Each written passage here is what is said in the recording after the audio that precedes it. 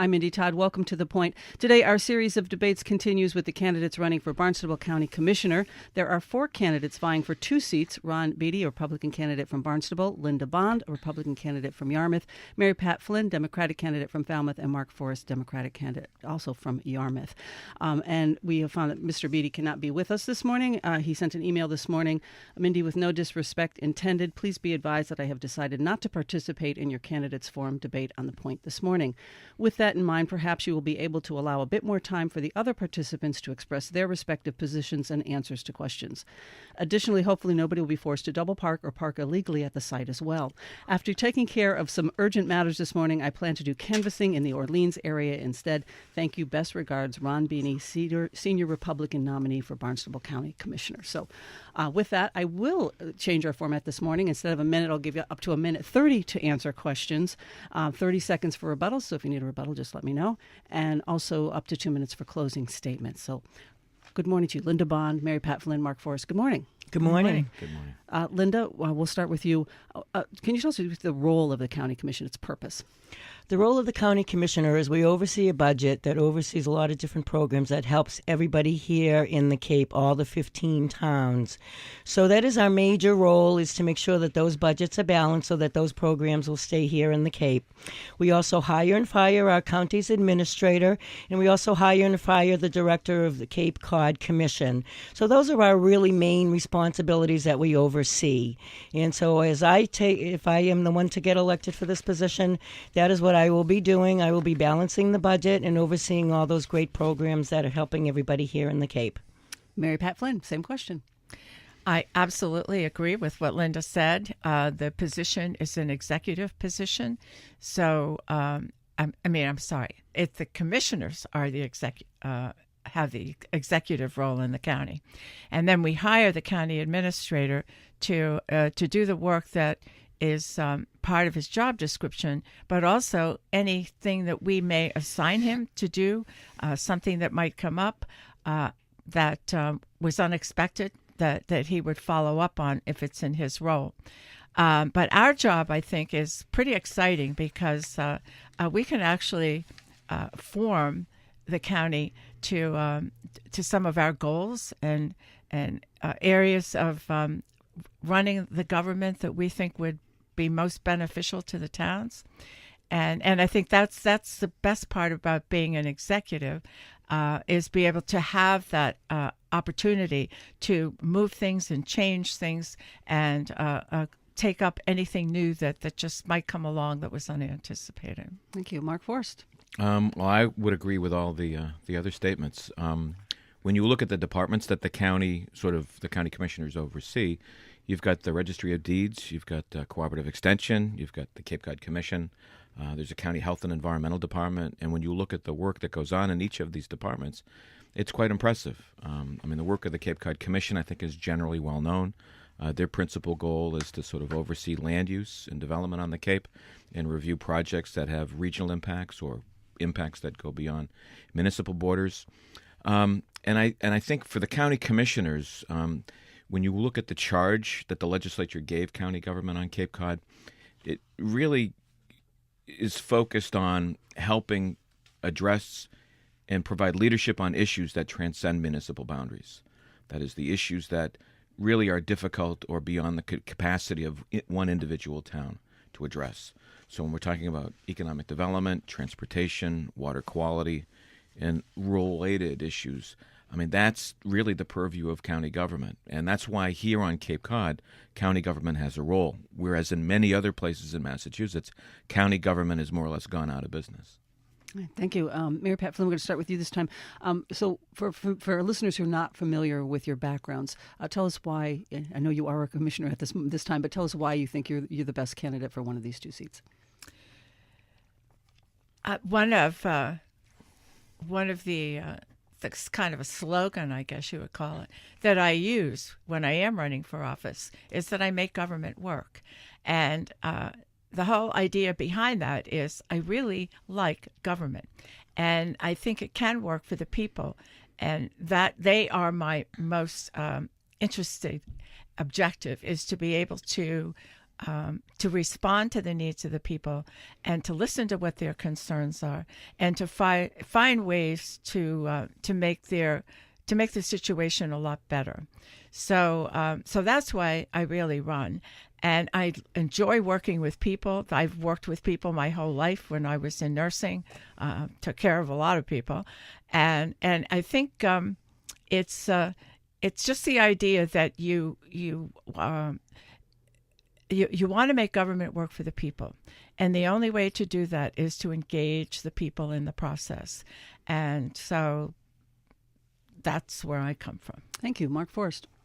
Well, in terms of my background, my background, I have a master's degree in public administration, and my career focus has been municipal government. I started my career in Provincetown in the town manager's office there, working on helping manage the town, balance the budget.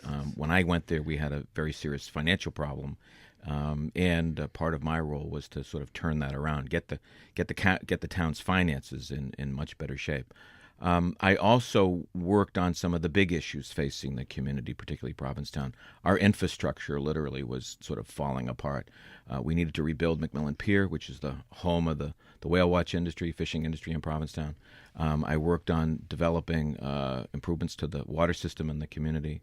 And I worked on dealing with a major groundwater contamination problem affecting our principal water supplies. We literally had to shut down a major well field in town and develop emergency water supplies. And while I was there, I could see how pollution actually affects the economy of the community, because we would get calls from all over the country. People weren't coming. They heard that there was a major pollution problem, and they were going to leave us. And then over the years, in terms of my work with the two Congressmen Studs and Delahunt, I mean, I spent a lot of time working on some of the big issues here on the Cape. So, I mean, those are some of that's some of the background and the skills that I bring to this particular job. Thank you. Linda Bond. Yes, again, thank you for having me today. And my background is in management.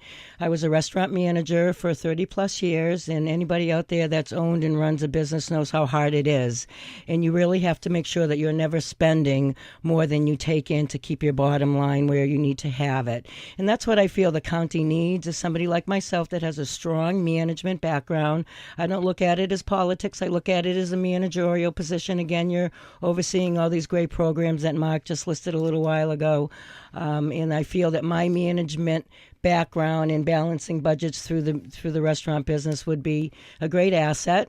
I also feel that working with the people I've worked with in the restaurant business, between all my vendors, my employees, and the customers, I'm a real good people person, and I'm able to get a problem solved when one comes up. So that's where I feel that I would be really asset to the county, is my people skills, and that I feel my managerial and people skills would make great decisions with all our problems. We have a lot of issues here in the Cape, and I'm coming in with new and fresh. That's what I'm running on, because I'm not a politician. It's the first time running for something. And again, I think my new and fresh approach to all these problems would be really a benefit to our county. Thank you. Mark Forrest, we start with you this time. Water quality is a big issue for the county. We have several instances of pollution cleanup efforts, from leakage from landfills, the fire training academy, the cleanup at the military base. Who should be responsible for paying this cleanup? Well, the cleanup at the Fire Training Academy is clearly a principal responsibility for the county, and the county's working on that. I mean, there are negotiations and discussions taking place between the town and the county to address that. I'm not privy to that, but everything that I hear is encouraging.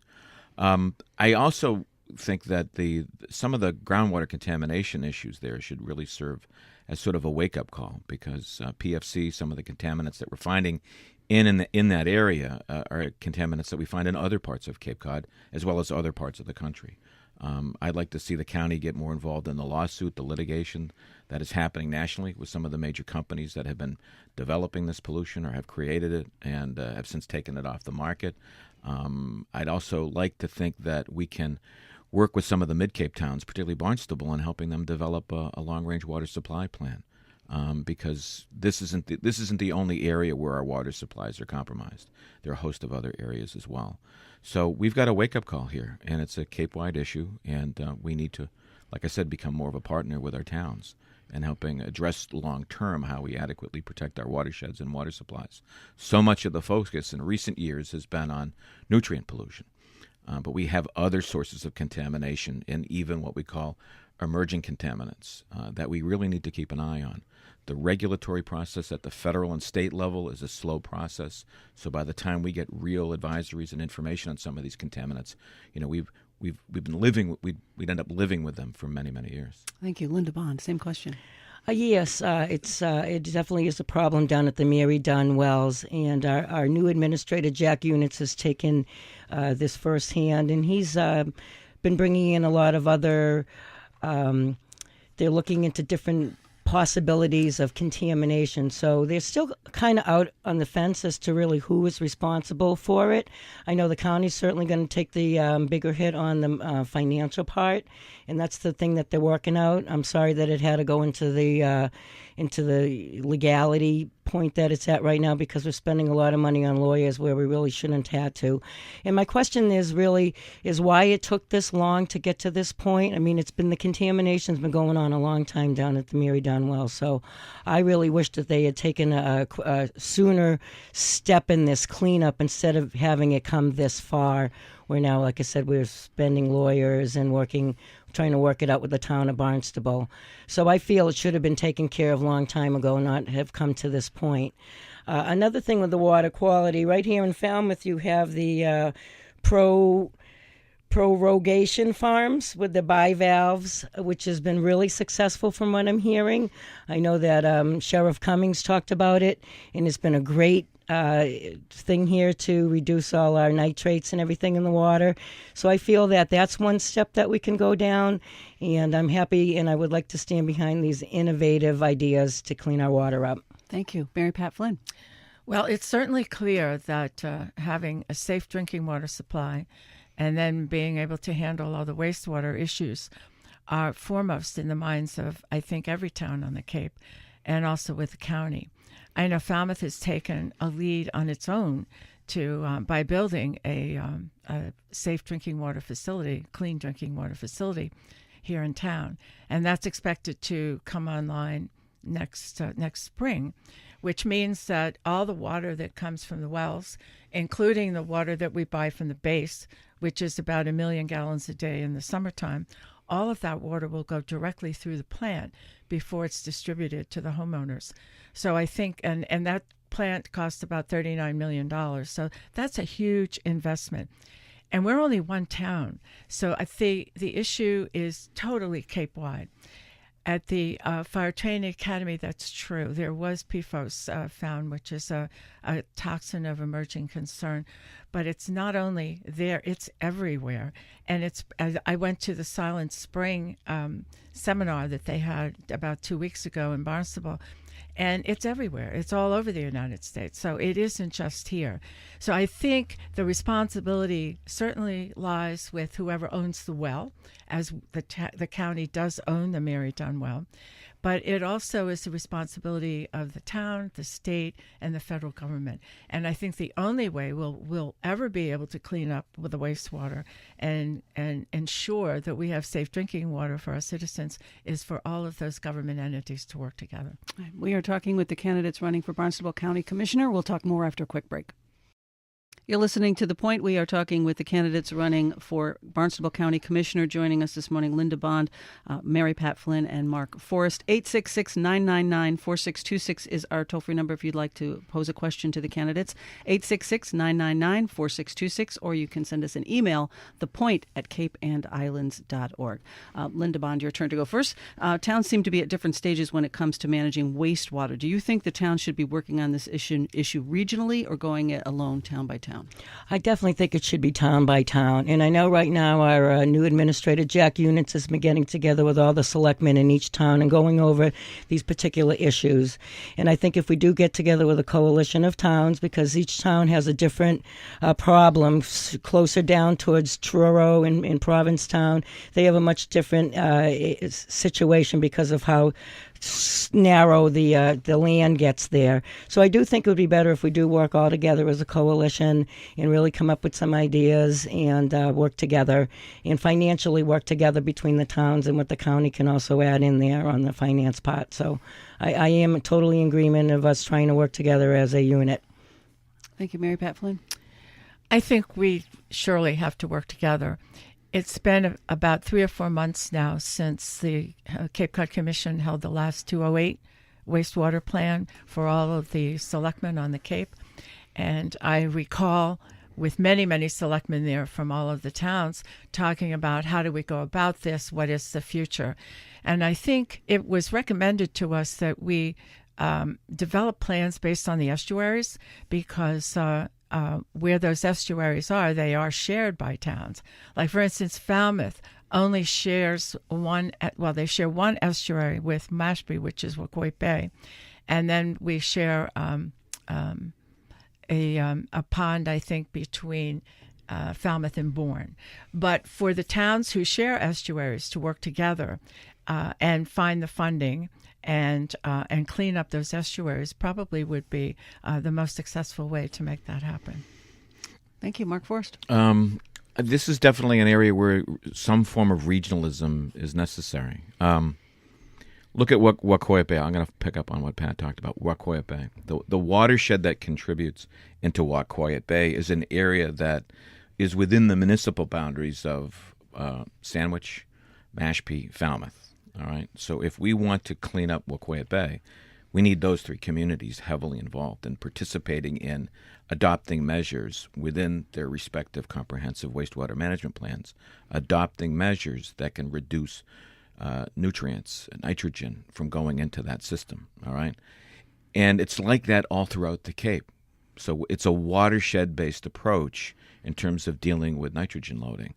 And that involves having to bring together the communities that are contributing to the problem, bringing them together to figure out ways to work together to solve the problem. So in that respect, when we're talking about this subject, it's clearly a regional or sub-regional approach that's going to be needed to tackle it and solve it. Thank you. Mary Pat Flynn, we start with you this time. Do you think the county needs reform in its structure? There were a couple of proposals in the Assembly that were withdrawn, one that would eliminate the Assembly in favor of 5 commissioners, one that would eliminate the county commissioners but putting their duties with the 15 members of the Assembly. So do we need reform to the structure, and if so, what do you think that reform should be? Well, I do support the efforts to restructure the county because I think we have 2 bodies. We have the executive body, which are the commissioners, and the legislative body, which are the Assembly. But actually, that totals to 18 people, which is a lot of people to be involved in the government. I think it could work a lot better with some of the proposals that have been made. For instance, increasing the number of commissioners to 5 or 7.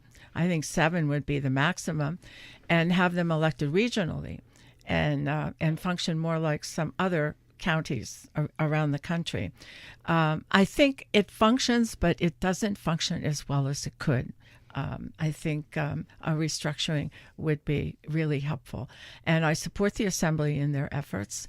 And I like the idea of having more commissioners. 3 is kind of difficult. If any of us, we've all had friends as we grow up, and sometimes there are only 3, and one person is usually on the outs for some reason or another. And that doesn't really happen. But to have 3 people agree and try to come to consensus on major issues especially is sometimes pretty difficult. I think having the input of additional people is more helpful to a board of commissioners to have more than 3 members. Thank you. Mark Forrest. I support professionalizing county government and having a strong county administrator. The ideas of, the Assembly has 2 proposals that are out there, and I'd like to at some point see them literally put either on the ballot as a non-binding referendum and to begin a public conversation about county government and where we go from here. But the reality is that a lot of folks just don't understand what county government does.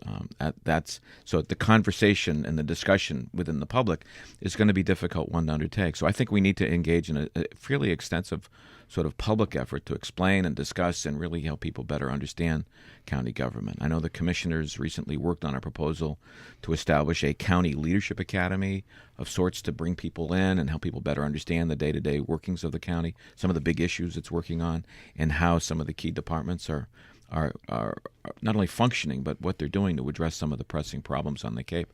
I think we need to get that proposal, work on it, implement it, and find a more effective way to get the public engaged and involved in what county government does. And I think as we do that, I think we'll be in a better position to actually have a really fairly open and realistic conversation about how to restructure it and how to improve it. Thank you. Linda Bond.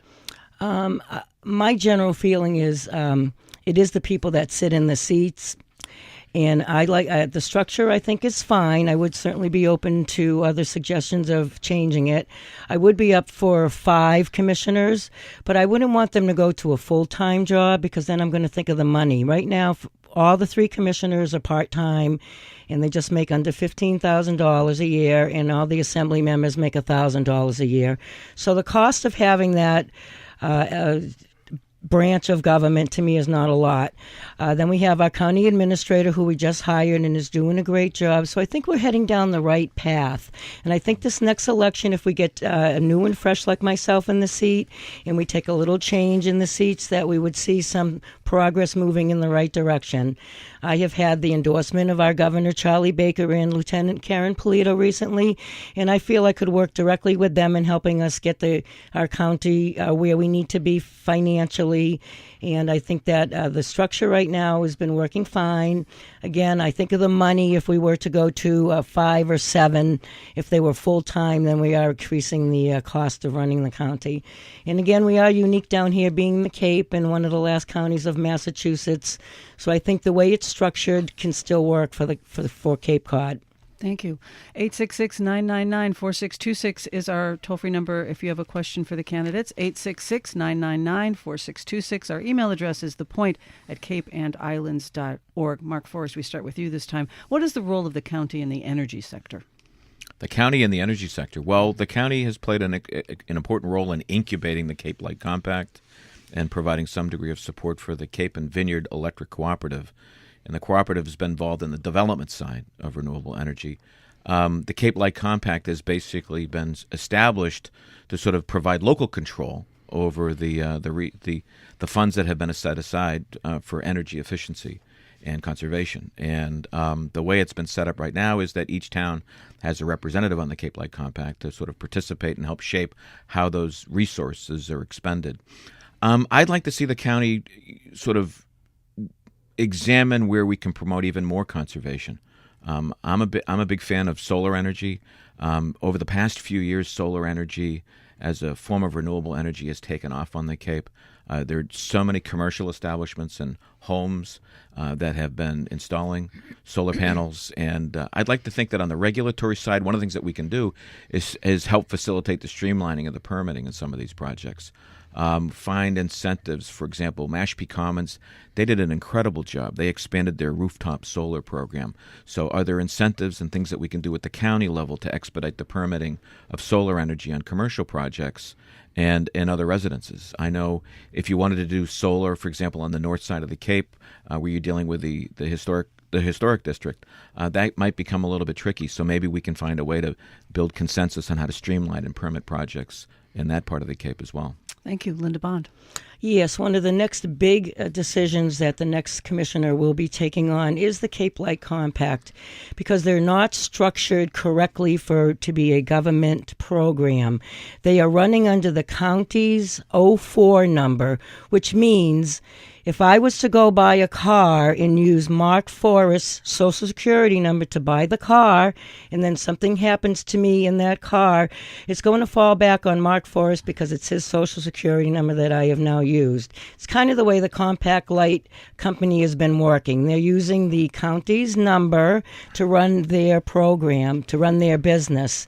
And what I'd like to see in the next commission is going to have to make the Compact Light become a county program under our jurisdiction, where we will hire and fire the director of that program, and that then all the employees that are county employees, they're county employees right now, we pay them, but then we get reimbursed. So we're really not overseeing these people. Say one of the employees did something in somebody's home and that there was a lawsuit, it would fall back on the county. So there's a big liability here in the way it's set up. So I feel that we really need to address that as soon as one of us gets in there as commissioner to make sure that we're really running that legally.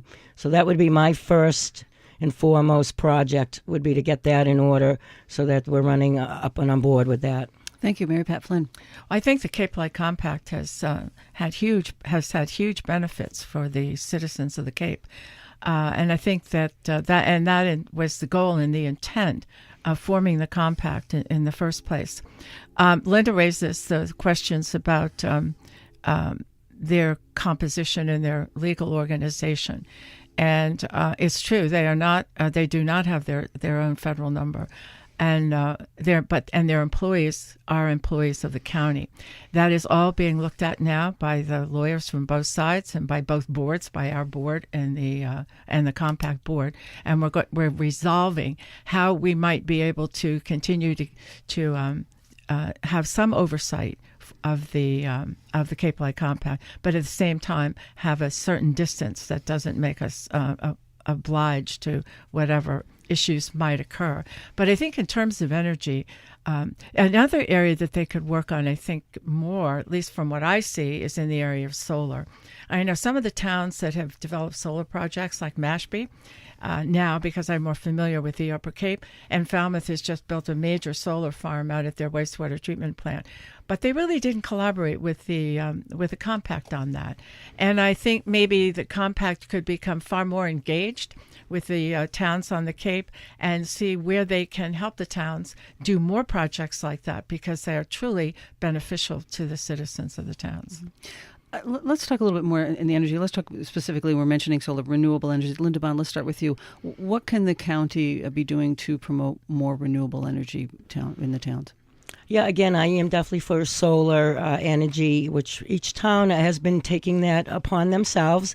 So I would like to get behind that, and again, get behind that. The Cape's been forgotten about for so many years here financially, where we should have been getting a lot of monies to us. And I think now that the government up at Beacon Hill has been restructured with our new governor up there, I know a lot of more money is coming to the Cape for different programs that we are offering here. And I know they've come down here, both the governor and lieutenant governor, and looking into our energy problems down here. So I think I'd stand behind getting some more solar energy and finance for the we can continue with the solar farms that I see going up everywhere. You don't go to too many landfill dump sites and not see the big areas that they have all the solar panels. So that is the direction I certainly would like to see the county move in, and I would like to stand behind in getting the financial help for that. Thank you, Mary Pat Flynn. Well, I think it would be very beneficial for the county commissioners to meet with the board of the Cape Light Compact and also with their director and see how we might collaborate moving forward into the future in terms of energy. Just rather having them be out there on their own, and the county knowing that we have concerns and we really represent all the people, that we should be working together, and we shouldn't be working in silos. And I think an organizational structure, the kind that we have had with the Cape Light Compact, sort of enforces that, and I don't think that's probably the best thing. So as we move forward now with the compact in terms of their reorganization and their more separation from county and organizationally and legally, that we may be able to form some type of a joint effort to be able to further solar and other energy projects that are really beneficial to the towns going forward. Mark Forrest. I agree with Linda and Pat.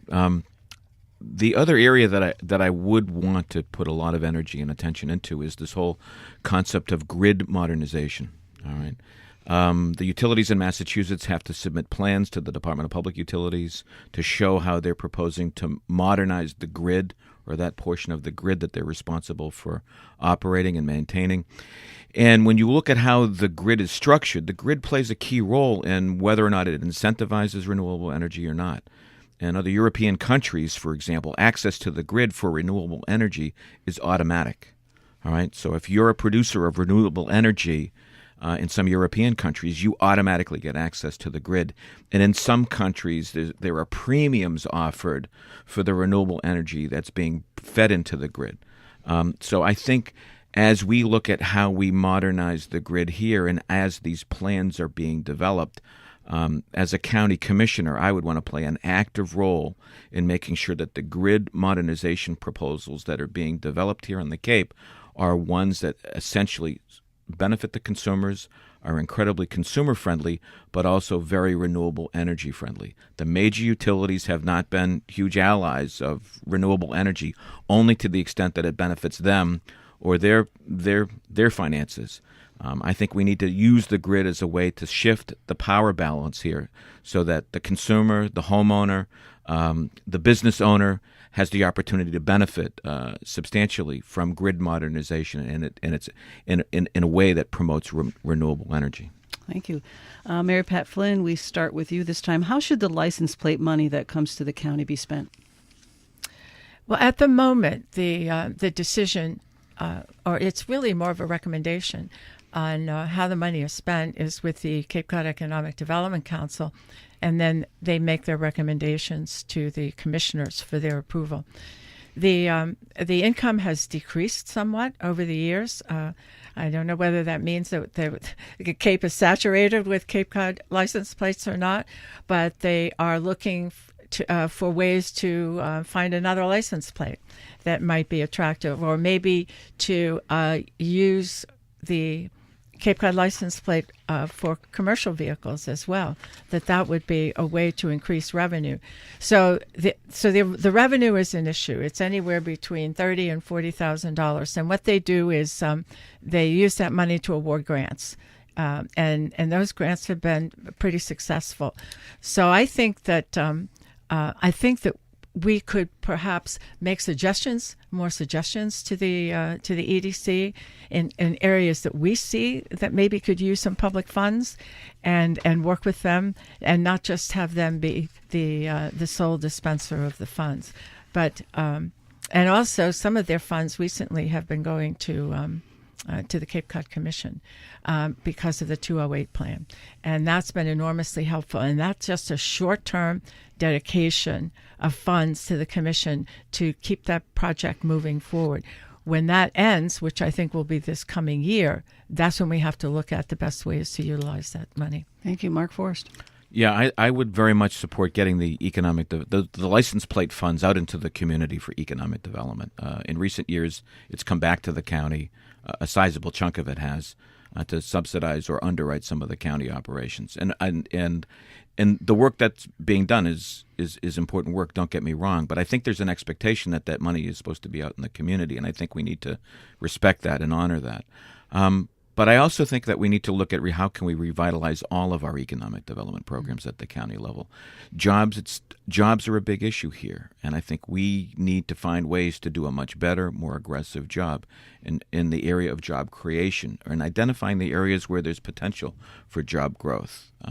The areas that I'm most interested in right now are in the clean water area, innovative new clean water, marine technologies. I think there are opportunities here on the Cape. We've got a cluster of companies here that are doing that. I think we can grow that. I think we can expand that. I think there are opportunities that come out of broadband expansion. The county's done a great job in at least building the information superhighway. Now we've got to build some of the off-ramps so that we can provide other economic opportunities to businesses and entrepreneurs here on the Cape. I also think we need to really focus on creating a much more entrepreneurial climate and helping create more building blocks to support small business and entrepreneurship. And I'd like to see these funds used in a very strategic way to support some of those initiatives. Thank you. Linda Bond. Yes, I do have to agree with both Mary and Mark. They do give a lot of the money to the grants, which has been a great program along the way. I wouldn't want to see that go change at all. And I do want to see the money go to the 208 problem, because that is a big issue here, is our water quality. And I think that would show our residents of the Cape that the money is used in the most wisest way. So that would really be with the direction I'd like to see that money go down. And like you were saying with jobs too, if we get the watersheds and all our water things off the ground, we're going to be creating some more jobs in that area. So I definitely would like to see the monies getting used to benefit everybody in the Cape through the jobs and through the water control. Thank you. We're talking with the candidates running for Barnstable County Commissioner. 866-999-4626 is our toll-free number if you have a question. Our email address is thepoint@capeandislands.org. We'll talk more after a quick break. You're listening to The Point. It is our series of candidate debates continues this morning with the candidates running for Barnstable County Commissioner. 3 of the 4 candidates are here: Linda Bond, Mary Pat Flynn, and Mark Forrest. Mark Forrest, we start with you this time. What would your plan be to mitigate impacts of climate change and specifically sea level rise? Well, I think the first thing that we have to do is really, what I would say, is really focus on a vulnerability assessment, and that is where are the areas of the Cape that are most vulnerable. And the good thing is that county government has a number of people that are versed or capable of helping provide that guidance. We've started some of that work at the Cape Cod Commission, but I think we need to expand it.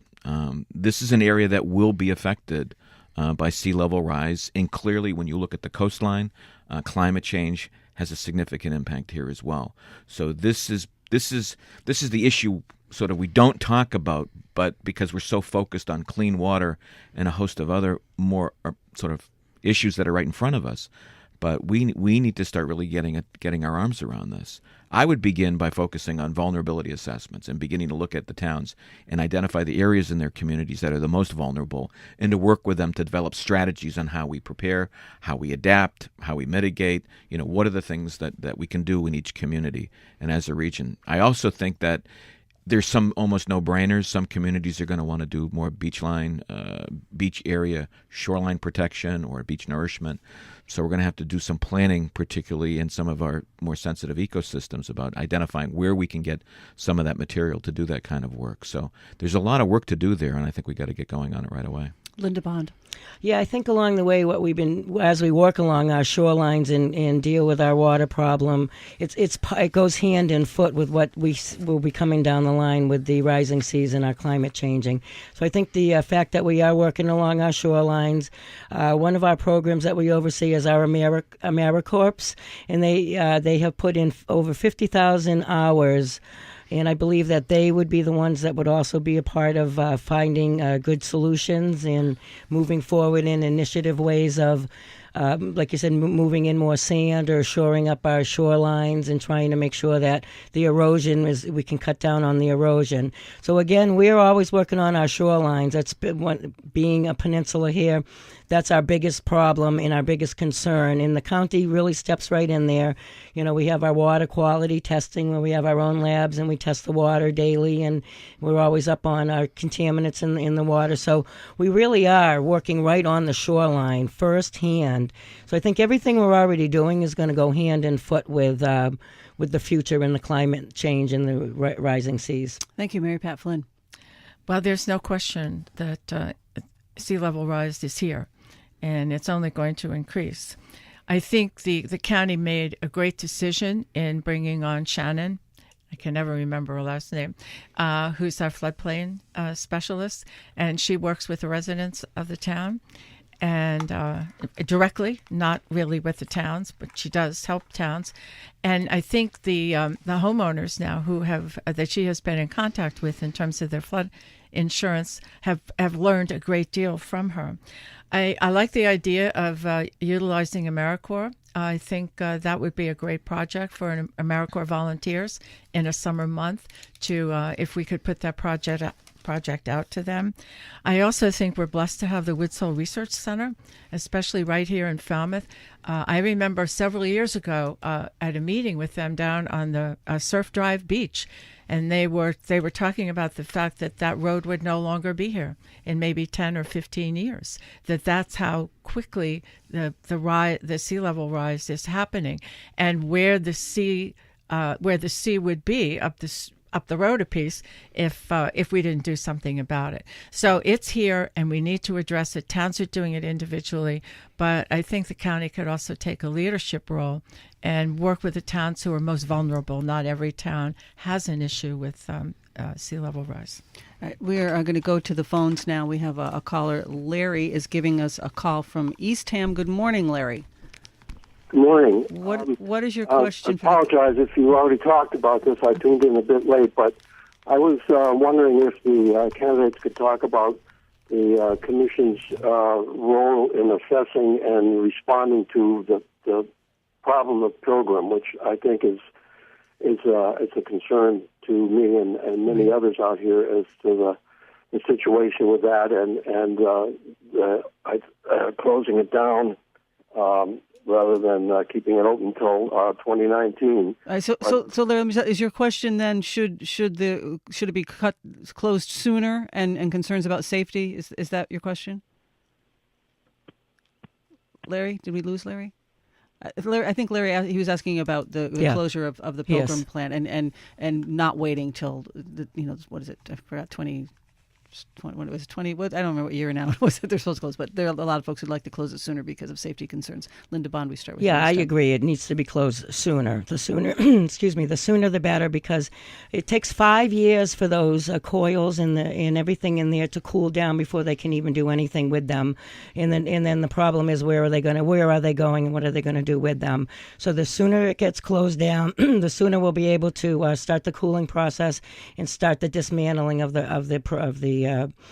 facility there. So I am all in favor of the sooner the better to get it moving and to get those out of there and dismantle it. Mary Pat Flynn. I agree. Absolutely. The sooner the better. There is a plan for energy, and they should just move forward with it and put it on a fast track. Mark Forrest. Well, I agree with all that, but I'd also like to see if there's a way we can utilize county staff to help sort of monitor and provide some oversight on some of the planning work that's going on. I mean, the idea of having a nuclear waste dump just on the other side of the canal is, I think, something that's a bit frightening to me, and I know a lot of other folks here. And we are going to want to have our own people advise us on how adequate some of the planning is going forward.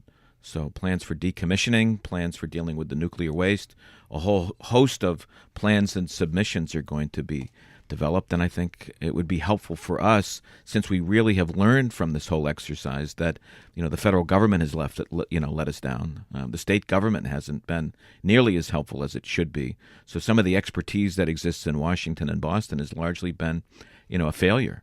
And I think where we need to step up is on our own, do our own independent and objective analysis of the work that's going on and make sure that our people are protected. All right. Mary Pat Flynn, we're going to start with you this time. There has been some discussion about identifying zones throughout the county that would be best suited to 40B development rather than with 40B towns in each town. So is that plan something you would support? I'd have to give it some more thought, but I don't think that segregating housing like that is such a good idea. I think there are other ways to do it, to integrate it within the community as a whole. I also think that there are homes, at least I know my town of Falmouth a lot better than the rest of the Cape, but I know there are homes here that are very large, and some have additional structures on their property that could be developed for affordable housing, or people who have large homes and can separate them off and have apartments or have an attached apartment that could be utilized for affordable housing. I would much prefer to see using what we already have and finding the best way to make those homes affordable rather than segregating it and building something new. Thank you. Mark Forrest. Yeah, I feel the same way. I think this is something that I would certainly look at. But, I think when it comes to affordable housing, one of the biggest problems we have, and we really haven't talked about it much, is the lack of capacity to actually develop it. Here in Falmouth, we had a sort of a pioneer, Bob Murray, who was very active in developing affordable housing. And he revitalized the housing authority, and he developed this corporation here in Falmouth that has played an active role. In other communities, there are people who make it their mission, their passion to do this. And I think that capacity is something that we need to expand upon. Because the development of almost anything on Cape Cod, let alone affordable housing, has become incredibly difficult. There are just layers of red tape, layers of bureaucracy, and we need to figure out ways to get it done. Some towns like Provincetown, for example, actually have someone working in town hall on this, helping at least navigate the internal process. So there's a lot that we can do in addition to that, looking at that, I think, to deal with Thank you. Linda Bond. Yeah, I think it is a town-to-town issue because every town is different in their in the geographical area. So I am all for getting some more affordable housing in here. I wouldn't be opposed to a building and something new. I like Mary Pat's idea about the other people's structures, and that maybe that we could get them to use them in that way. So I would really be for getting some more affordable housing down here. I think, again, that it's town by town, and as I've been campaigning, I've spoke to a lot of people that have been involved in trying to get affordable housing, and they get very frustrated because, of course, every town, when they hear the word affordable, their mind goes to something else, to thinking they're bringing in some people that they might not want in their community. So it's a really tough thing. I think we need to get together with some of those people that are directly involved in this and get some ideas from them, and maybe we could all work together and get some solutions. All right. Thank you. We're going to go to closing comments. Mark Forrest, we start with you. Well, first of all, Mindy, thanks for inviting us on, and I want to thank everybody that's listening in for tuning in this morning. I think it's this is sort of the last debate, the last forum on this campaign trail, and it's been an exciting journey. I really have enjoyed being able to at least talk about my campaign and bringing some of the new ideas and some of the leadership that I want to provide to county government. I've never held elective office before, but I've been involved in making things happen and working with elected officials over the course of my career. I started in Provincetown in local government. When you look at the challenges facing the county in terms of fiscal management and budget management, I think I have the skill set, having balanced budgets, having dealt with financing, to deal with some of the county's financial problems going forward. In terms of the big picture issues, the kind of issues that we really expect and need county government to step up and lead on, things like water quality, economic development, transportation, a whole range of big issues. I think over the years that I've shown through my work that I have a track record of success there. And so over the course of this campaign, I've been able to get endorsements from our local officials, selectmen, and local leaders from around the Cape. I'm very proud of that support, but really what's most important to me is the endorsement of you, the voter, and I ask for your vote on November 8th. Thank you, Linda Bond. Yes, Mindy, again, thank you for having us here. And it is a bittersweet thing coming to the end of our campaign. It's been an exciting road for me, too. I've never run for anything else, and it's just been great meeting everybody out there. So I thank all of you who have spent the time talking with me. I feel I'm the right candidate for this position because I am a manager. I've never been a politician. I think that I could bring my new and fresh ideas to the county and that I would be an asset to the government. So I would think my managerial experience in the restaurant business of balancing budgets and making sure that everything balances from zero budgeting is what the county needs. So I would be honored to have your votes, and thank you very much. Thank you, Mary Pat Flynn. Thank you again, Mindy, for having us here today. I look forward to another term as county commissioner. I think what I have brought to the position and what I will continue to bring is a great deal of experience, municipal experience particularly, and also many years of working in the private sector as a human resources director. And I think my municipal experience really is so valuable because what the commissioner's goal is to really help the towns do things differently, maybe be more collaborative in achieving some of their goals. And I think having that experience gives me the satisfaction and the impetus to move forward with that.